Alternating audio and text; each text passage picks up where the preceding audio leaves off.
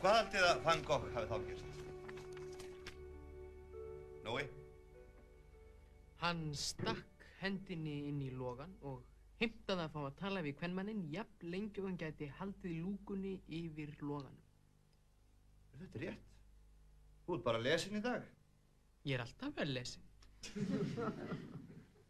Svo sá ég þetta í sjónvarpinu í vetur. Já, það hlaut nú að vera. Jæja, það kannski sama hvaðan fróðleikurinn kemur. Hvað svona mikill fróðleikur við þetta? Sko, athafnir manna segja eitthvað til þeirra innri mann, sálarlífið. Og hvað segir þessi athöfn okkur Van Gogh? Alexander? Ég hef nú bara ekki velt því fyrir mér. Og þegar ég spyr, þá ætla sér til þess að mér sé svarað. Það svo staðreynd að þú ert sonur minn, veitir þér ykkur forréttindi? Nei, ég hef nú ekki orðið var við það. Kristín? Að Van Gogh hafi verið ofsalega ástfanginn.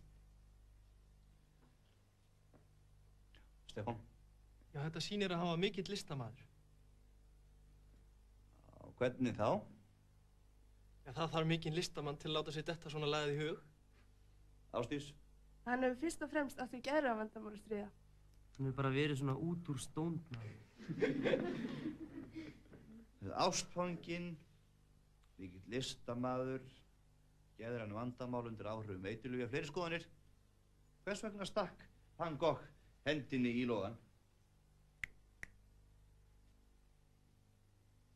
Kannski langaði hann bara að bjóða gællunni í grillveislu en átti ekki pening.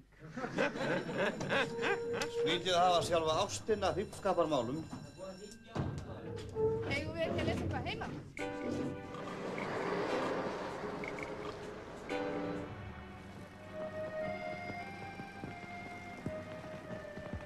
Segjum að risaeðlurnar hafi dáið út á hátíð í dag. Núna er klukkan 2. Og mannkynið kom fram á sjónarsviði fyrir hálfri mínútu. Það er ekki nema 2 sekúndur síðan að sögur hófust.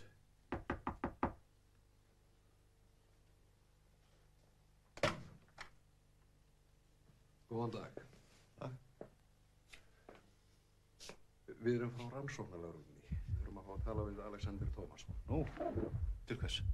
Við tölum við það við hann. Alexander, þessir menni vilja vist tala við þig.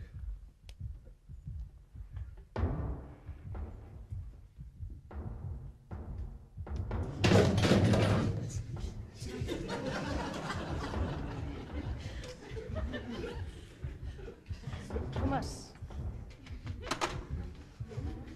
Tómas. Hvað skal passa brjóstið?